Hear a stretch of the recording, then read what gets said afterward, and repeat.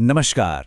आज हम एक ऐसी पौराणिक कथा की गहराइयों में उतरेंगे जो शक्ति, अहंकार और एक पल की भूल के उन परिणामों के बारे में है जो युगों तक गूंजते रहे। ये कहानी है कि कैसे देवताओं के राजा ने अपने घमंड में अपना सब कुछ दांव पर लगा दिया। लेकिन इस कहानी को शुरू करते हैं एक बहुत ही गहरे सवाल से। आखिर ऐसा क्या हो गया था कि स्वर्ग के वो अमर देवता जिनके पास असीम शक्तियां थी, उन्हें किसी और से मदद मांगनी पड़ी? क्यों? क्यों ब्रह्मांड के सबसे शक्तिशाली प्राणी इतने लाचार, इतने असहाय होकर सृष्टि के पालक भगवान विष्णु की शरण में खड़े हैं? इस सवाल का जवाब वो अतीत में छिपा है। चलिए समय में थोड़ा पीछे चलते हैं। हाँ, तो हम उस दौर की बात कर रहे हैं जब देवता अपने वैभव और अपनी शक्ति के शिखर पर थे और उनके राजा देवराज इंद्र का प्रताप, अरे उनका प्रताप तो तीनों लोकों में किसी सूरज की तरह चमक रहा था। वो एक ऐसा युग था जहां हर सुबह देवताओं की जीत के गीत गाए जाते थे और हर शाम उनके सम्मान में जश्न मनते थे।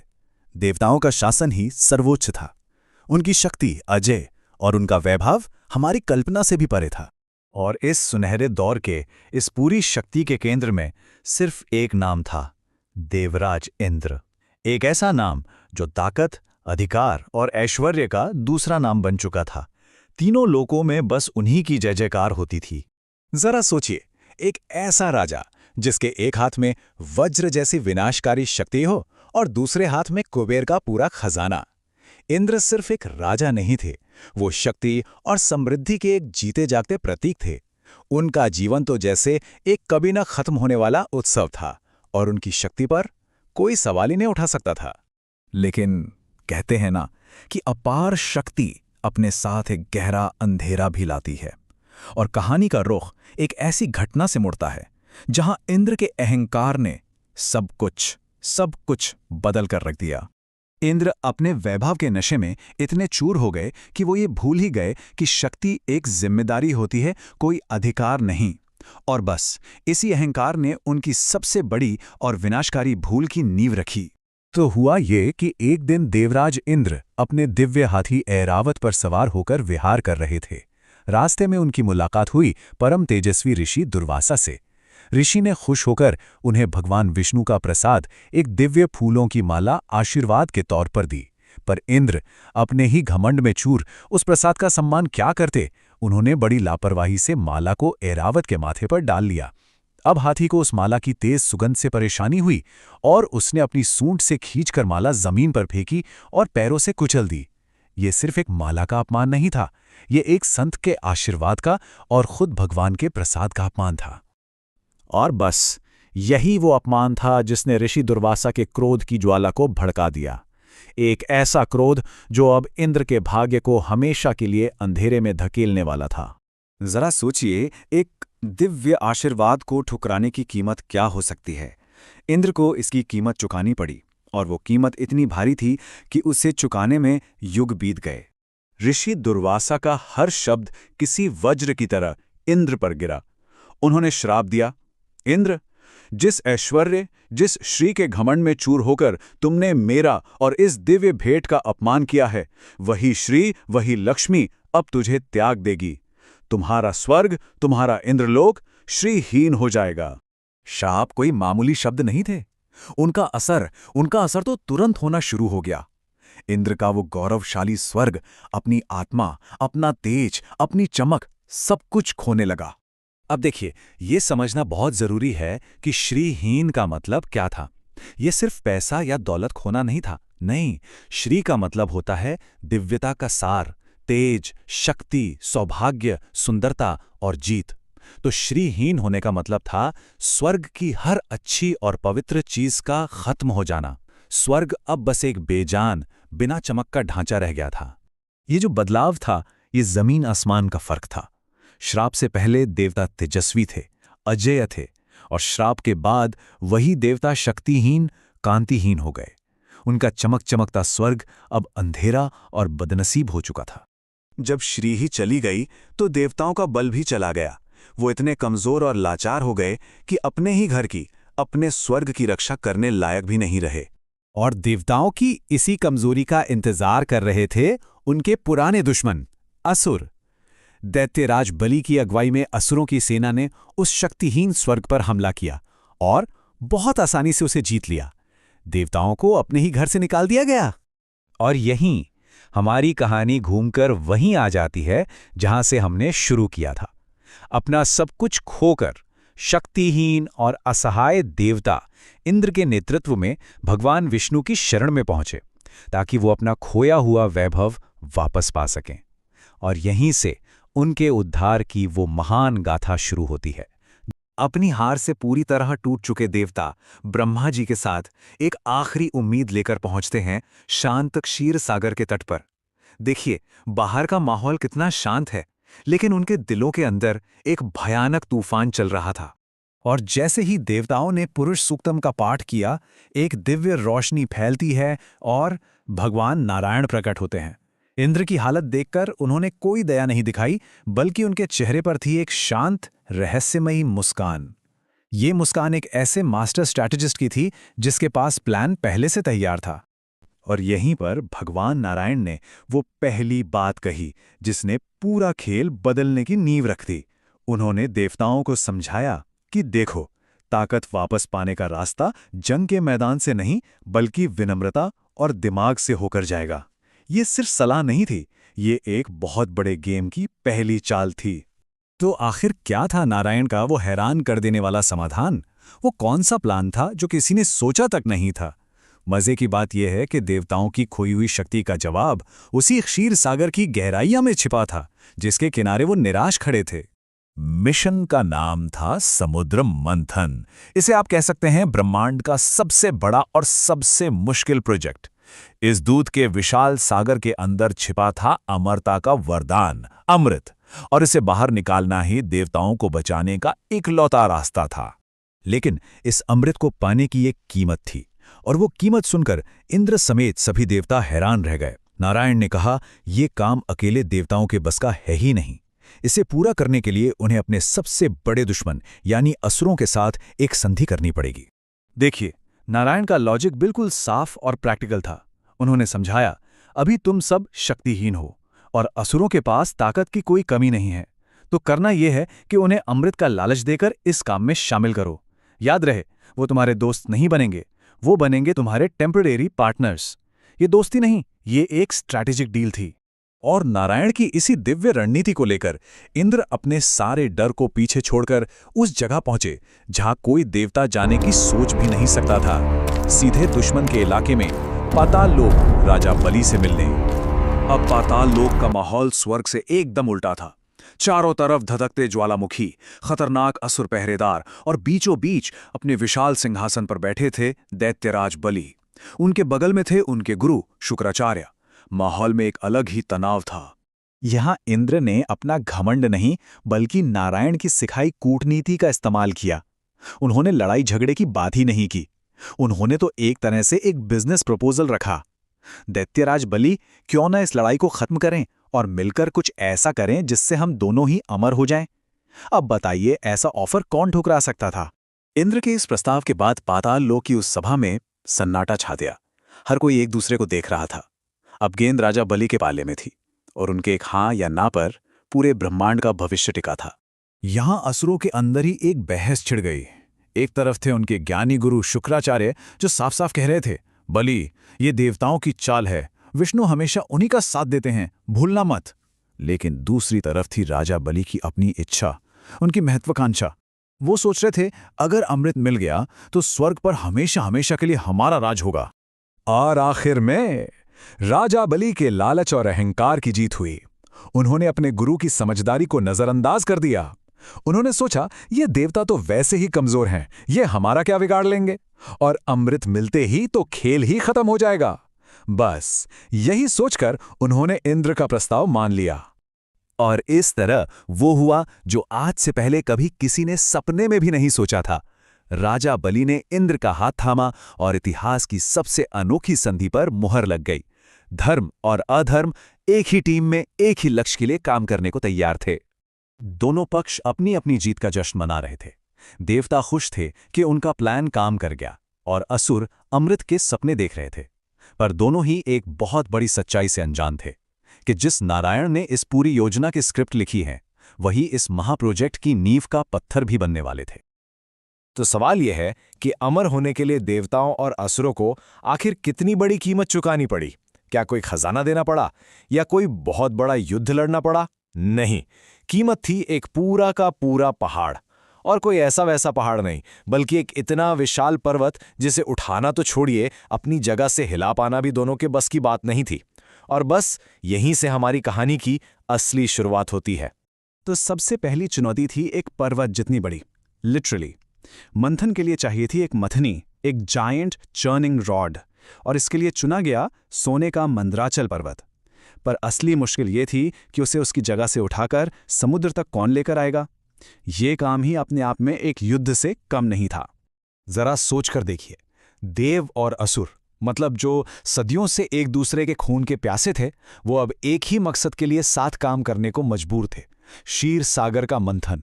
हाँ, ऊपर से तो एक समझौता हो गया था, पर अंदर ही अंदर नफरत की आग तो भड़क ही रही थी। ये एक ऐसा कच्चा गठबंधन था जो आप समझ सकते हैं किसी भी पल टूट सकता था। तो हजारों देवता और उतनी ही ताकतवर असुर सब ने मिलकर अपनी पूरी जान लगा दी। उनकी कंबाइंड पावर से धरती तक कांप उठी और जैसे तैसे उन्होंने उस सोने के पहाड़ को जड़ से उखाड़ ही लिया। पर उसे समुद्र की तरफ ले जाते जाते ही सबकी सांसें फूल गईं। बैलेंस बिगड़ा और वो विशालकाय पर्वत धड़ाम से वहीं गिर गया और उसके नीचे न जाने कितने ही देव और असुर हमेशा के लिए दब कर रह गए। और जहां हजारों महारथियों की ताकत और जानें बेकार हो गईं, ठीक उसी पल वहां नारायण प्रकट हुए। वो गरुड़ पर सवार होकर आए और उस पहाड़ को उसे बस एक हाथ से ऐसे उठा लिया जैसे वो कोई खिलौना हो, और पलक झपकते ही उसे क्षीर सागर के बीचों बीच रख दिया। सोचिए, ये देखकर असुरों का घमंड और देवताओं का डर दोनों एक साथ कैसे चकनाचूर हो गया होगा। चलिए, पर्वत तो समुद्र में पहुंच गया, लेकिन अब उसे घुमाने के लिए रस्सी कहां से आएगी? और बस यहीं पर असुरों के अहंकार ने उनसे एक ऐसी बड़ी भूल करवा दी जिसने मंथन का पूरा फ्यूचर ही डिसाइड कर दिया। तो रस्सी के लिए पाताल लोक से नागराज वासुकी को मनाया गया। लेकिन अब नया ड्रामा शुरू हो गया। झगड़ा इस बात पर था कि भाई कौन सिर वाला हिस्सा पकड़ेगा और कौन पूंछ वाला। असुरों के राजा बलि ने सीधे सीधा बोल दिया, हम तो सिर की तरफ ही रहेंगे, हम असुर हैं, किसी की पूंछ पकड़ना हमारी शान के खिलाफ है। उन्होंने इसे ईगो पर ले लिया। अब नारायण ये सब देख रहे थे और बस हल्के से मुस्कुरा रहे थे। उन्होंने देवताओं को इशारा किया कि शांत रहो और तुम पूंछ की तरफ चले जाओ। असुर तो अपनी इस जीत पर बड़े खुश थे, पर उन्हें इस बात का जरा भी अंदाजा नहीं था कि जैसे ही मंथन शुरू होगा, वासुकी के मुंह से जहरीला धुआं और आग निकलेंगी और वो सीधे उन्हीं की तरफ आएगी। ये नारायण की एक बहुत ही स्मार्ट मूव थी। तो अब सब कुछ सेट था। पहाड़ अपनी जगह, वासुकी रस्सी की तरह लिपटा हुआ, देव और असुर अपनी अपनी पोजीशंस पर। और फिर ब्रह्मांड का सबसे बड़ा और सबसे मुश्किल काम शुरू हुआ। लेकिन इसके साथ ही आ गई पहली बड़ी डिजास्टर। क्षीर सागर में जबरदस्त उथल पुथल मच गई। लहरें आसमान को छू रही थीं। एक पल को तो ऐसा लगा कि बस अब अमृत निकलने ही वाला है, सफलता बिल्कुल सामने है। पर क्या वाकई इतना आसान था? और तभी एक ऐसी आवाज आई जिसने सबके दिल दहला दिए। करे काक! सब कुछ एक सेकंड में रुक गया। ये आवाज सिर्फ पहाड़ के टूटने की नहीं थी, ये आवाज थी उस उम्मीद के टूटने की जिस पर सब कुछ टिका हुआ था। असल में हुआ ये कि मंदराचल का जो अरबों खरबों टन वजन था, उसे समुद्र की नरम जमीन झेल ही नहीं पाई। वो पहाड़ समुद्र की जमीन को फाड़ता हुआ नीचे और नीचे अंधेरी गहराइयों में डूबने लगा। उनकी सारी मेहनत, सारी कुर्बानियां, सब कुछ सागर में समारा था। देवों और असुरों में आप सोच सकते हैं हाहाकार मच गया। उनका सारा जोश अब खौफ और निराशा में बदल चुका था। देवराज इंद्र ने बेबस होकर नारायण को पुकारा, प्रभु हमें बचाइए, ये पहाड़ डूब रहा है, हमारी सारी मेहनत बेकार जा रही है। सबके चेहरों पर मौत का डर साफ साफ नजर आ रहा था। और ठीक निराशा और डर के उस सबसे गहरे पल में वो चमत्कार हुआ जिसने सिर्फ मंथन को नहीं बचाया, बल्कि पूरी सृष्टि को एक नया फाउंडेशन, एक नया आधार दिया। एक पल के लिए लगा जैसे सब कुछ थम सा गया है। वक्त, आवाज, हरकत, यहां तक कि समुद्र की लहरें भी एकदम शांत हो गई हों। मानो पूरा का पूरा ब्रह्मांड अपनी सांस रोककर देख रहा हो कि अब क्या होने वाला है। और उसी शांत पल में भगवान विष्णु ने अपना दूसरा अवतार लिया, कूर्मा अवतार, एक बहुत बड़े विशाल कछुए का रूप। और उनका मकसद सिर्फ एक था, उस डूबते हुए पहाड़ को और उसके साथ डूबती हुई देव असुरों की उम्मीदों को एक मजबूत, एक दिव्य सहारा देना। अब जरा कल्पना कीजिए कि वो अवतार कैसा दिखा होगा। एक ऐसा विशाल कछुआ जिसका रंग चमकीले नीले हीरे जैसा था, जिसका फैलाव लाखों कोस तक था, और उसकी पीठ, उसका कवच इतना मजबूत कि इंद्र का वज्र भी उसके सामने कुछ नहीं था। यह अवतार अब इस पूरे ब्रह्मांड का आधार बनने वाला था। इस डिवाइन इंटरवेंशन ने सिर्फ डूबते हुए पहाड़ को नहीं बचाया, बल्कि इसने मंथन के पूरे एक्सपीरियंस को ही बदल कर रख दिया। कूर्मा अवतार ने समंदर की गहराइयों में गोता लगाया और बहुत ही आराम से उस डूबते हुए मंदराचल पर्वत को अपनी पीठ पर उठा लिया। और जैसे ही पहाड़ को वो दिव्य सहारा मिला, वो एकदम स्टेबल हो गया। अब मंथन फिर से शुरू हो सकता था। और ये जो आप देख रहे हैं ना, ये इस पूरी कहानी का सबसे कमाल का, सबसे गहरा हिस्सा है। सोचिए, एक तरफ मंदराचल पर्वत का जबरदस्त कुचल देने वाला दबाव और घर्षण था, मतलब एक ऐसी ताकत जो शायद ब्रह्मांड को भी तोड़ सकती थी। पर दूसरी तरफ कूर्मा अवतार के रूप में नारायण को वो दबाव कैसा महसूस हो रहा था? एक बहुत ही सुखद, एक आरामदायक एहसास, जैसे कोई बड़े प्यार से उनकी पीठ सहला रहा हो। नारायण की इस शांत और असीम ताकत को देखकर जो थके, हारे और निराश देव असुर थे ना, उनके अंदर जैसे एक नई बिजली सी दौड़ गई। उनका सारा डर गायब हो गया और उन्होंने डबल जोश के साथ मंथन फिर से शुरू कर दिया।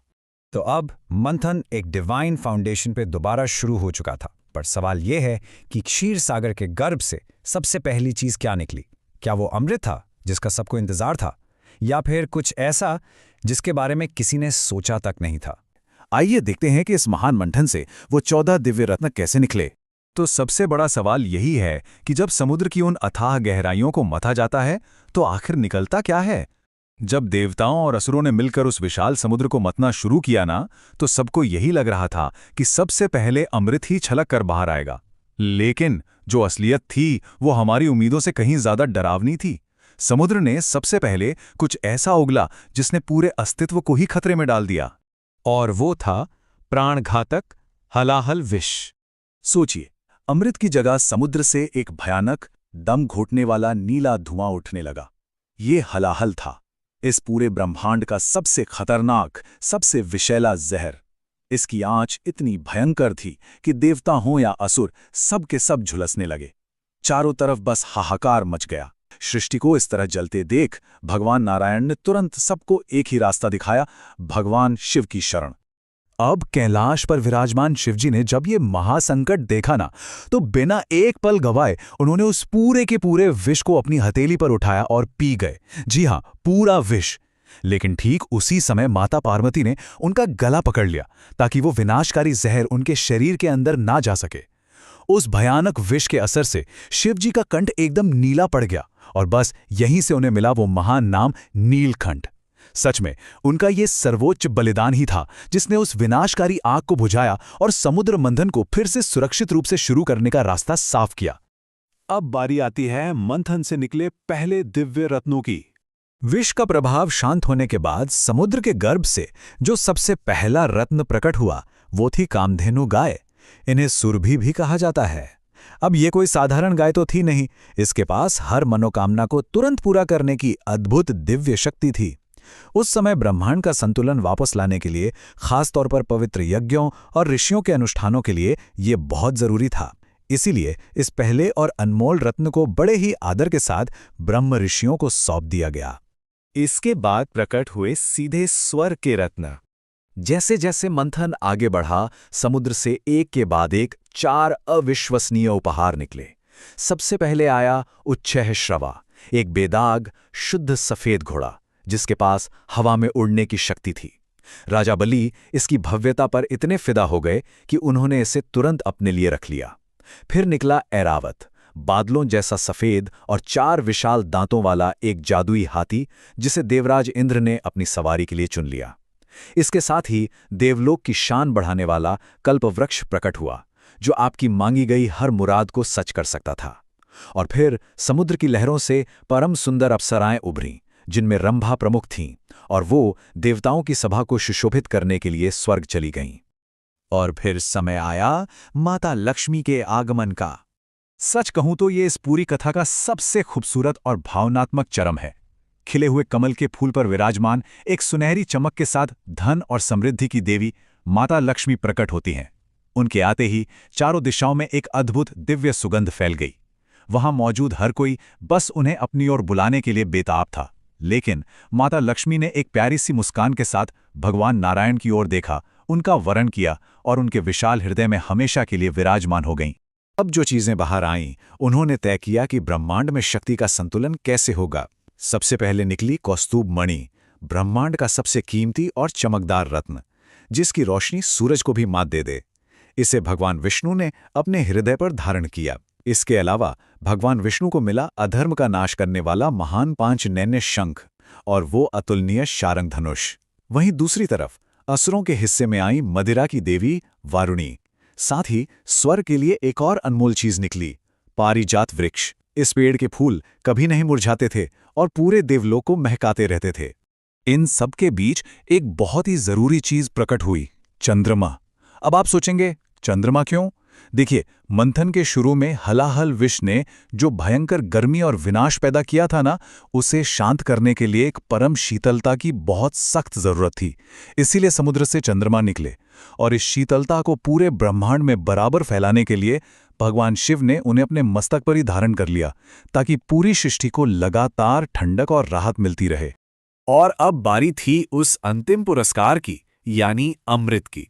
मंथन के बिल्कुल आखिरी पड़ाव पर एक बेहद ही भव्य दृश्य सामने आया। आयुर्वेद के देवता स्वयं धन्वंतरी देव समुद्र से बाहर आए और उनके हाथों में था वो 14वां और सबसे खास रत्न, एक चमकता हुआ सुनहरा कलश, जिसके अंदर भरा था अमृत। जी हां, यही वो अमरता का रस था जिसके लिए ये पूरा का पूरा महायुद्ध, ये सारा मंथन किया गया था। लेकिन ठहरिए, कहानी यहां इतनी आसानी से खत्म नहीं होती। ये इस पूरी कथा का सबसे बड़ा और चौंकाने वाला मोड़ था। इतनी लंबी, इतनी थका देने वाली जद्दोजहद के बाद जैसे ही वो अमृत कलश बाहर आया, देवताओं के हाथ लगने से पहले ही असुरों ने झपट्टा मारा और उसे छीन लिया। मतलब एकदम फिनिश लाइन पर आके पूरा का पूरा खेल ही पलट गया था। जरा उस सीन को इमेजिन कीजिए, सदियों की कठोर मेहनत, अथाह समुद्र का मंथन और अंत में भगवान धन्वंतरी अपने हाथों में अमृत का वो सुनहरा कलश लेकर प्रकट होते हैं।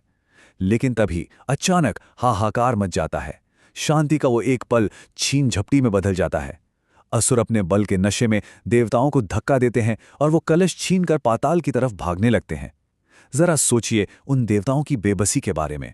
वे अमर होने के बिल्कुल करीब थे, फिर भी सब कुछ उनके हाथों से फिसल रहा था। अब जो इसमें सबसे इंटरेस्टिंग बात है ना, वो है ये कंट्रास्ट। स्थितियां पूरी तरह से आउट ऑफ कंट्रोल हो चुकी थी। पाताल की ओर भागते हुए असुरों के बीच भी जल्द ही एक नई लड़ाई शुरू हो गई, क्योंकि हर कोई सबसे पहले वो अमृत पीना चाहता था। एक तरफ तो ये असुर हैं जो अराजकता, लालच और ब्रूट फोर्स का प्रतीक हैं, आपस में ही लड़ मर रहे हैं, और दूसरी तरफ भगवान विष्णु का मोहिनी अवतार प्रकट होता है। एकदम अकल्पनीय शांति, अद्वितीय सौंदर्य और गजब का आत्मविश्वास। मोहिनी ने युद्ध के मैदान में कोई हथियार नहीं उठाया, बल्कि अपनी सिर्फ एक मुस्कान से उस पूरी अराजकता को पूरी तरह से शांत कर दिया। मोहिनी की माया कोई नॉर्मल सुंदरता नहीं थी, यह एक डिवाइन इल्यूजन था, एक मायाजाल। उनकी प्रेजेंस मात्र से असुर इतने मोहित हो गए कि उन्होंने बिना किसी लड़ाई के हंसते हंसते अमृत का कलश मोहिनी के हाथों में सौंप दिया। जरा उनके इन शब्दों पर ध्यान दीजिए। उन्होंने बड़ी चतुराई और मिठास से कहा, हे वीरो, आप सब एक साथ बैठ जाइए। मैं एक तरफ देवताओं को और एक तरफ असुरों को बिठाऊंगी और न्यायपूर्वक अमृत का बंटवारा करूंगी। असुरों को लगा कि उनके साथ न्याय हो रहा है, लेकिन वे समझ ही नहीं पाए कि वे एक ईश्वरीय मास्टर प्लान का हिस्सा बन चुके थे। मोहिनी असुरों को अपनी मीठी बातों में उलझाए रखती हैं और उधर चुपचाप देवताओं को अमृत पिलाने लगती हैं। लेकिन तभी स्वरभानु नाम का एक असुर इस माया को पकड़ लेता है। इसके बाद जो होता है वो किसी सिनेमैटिक सीक्वेंस से कम नहीं है। पहला, स्वरभानु रूप बदलकर देवताओं का वेश धर लेता है। दूसरा, वो चुपचाप जाकर सूर्य और चंद्र के बीच बैठ जाता है। तीसरा, वो अमृत की एक बूंद पी भी लेता है। लेकिन चौथा कदम, सूर्य और चंद्र उसे पहचान लेते हैं और तुरंत इशारा कर देते हैं। पांचवा, पलक झपकते ही सुदर्शन चक्र से उसका सर अलग कर दिया जाता है। और छठा, यहीं से जन्म होता है राहु और केतु का।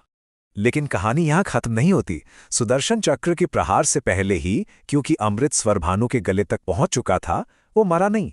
उसका वो कटा हुआ सिर राहु कहलाया और धड़ केतु, ये दोनों हमेशा के लिए अमर हो गए। और आप देखिए हमारी प्राचीन पौराणिक कथाओं का प्राकृतिक दुनिया से कैसा कमाल का कनेक्शन है। मान्यता है कि सूर्य और चंद्र ने ही उसकी पोल खोली थी, इसलिए राहु और केतु आज भी उनसे बदला लेते हैं, जो हमें सूर्य ग्रहण और चंद्र ग्रहण के रूप में दिखाई देता है। अब जब असुरों को रियलिटी हिट करती है कि मोहिनी के रूप में उनके साथ क्या खेल हुआ है, तो उनका गुस्सा 7वें आसमान पर पहुंच जाता है। एक भयंकर युद्ध छिड़ता है। लेकिन अब तक देवता अमृत पीकर अमर और बेहद शक्तिशाली हो चुके थे। इस वॉर के रिजल्ट्स आप क्लियरली देख सकते हैं। देवताओं को अमरता मिली और उन्होंने स्वर्ग पर अपना कब्जा वापस ले लिया। असुरों के राजा बलि को हार माननी पड़ी और उन्हें पाताल लोक वापस भेज दिया गया। और सबसे खूबसूरत बात, देवी लक्ष्मी जो इसी समुद्र मंथन से प्रकट हुई थी, वो भगवान नारायण के साथ वैकुंठ चली गईं। यूनिवर्स में एक बार फिर से बैलेंस और प्रॉस्पेरिटी आ गई। तो यहां सबसे क्रूशियल पॉइंट ये है कि ये पूरी महागाथा सिर्फ देवताओं के जीतने या असुरों के हारने के बारे में नहीं है। अगर हम भगवान विष्णु के कूर्म अवतार और इस पूरे मंथन को ध्यान से देखें, तो हमें अपने जीवन के लिए बहुत ही प्रैक्टिकल लेसन्स मिलते हैं। इस पूरी स्टोरी से विजय के 3 मजबूत पिलर्स उभर कर आते हैं। पहला, धैर्य। दूसरा, कर्म, जिसे यहां मंथन कहा गया है। और तीसरा, युक्ति, यानी हमारी रणनीति या बुद्धि। ये 3 ऐसे टूल्स हैं जिनसे आप किसी भी इम्पॉसिबल लगने वाली चुनौती को पार कर सकते हैं।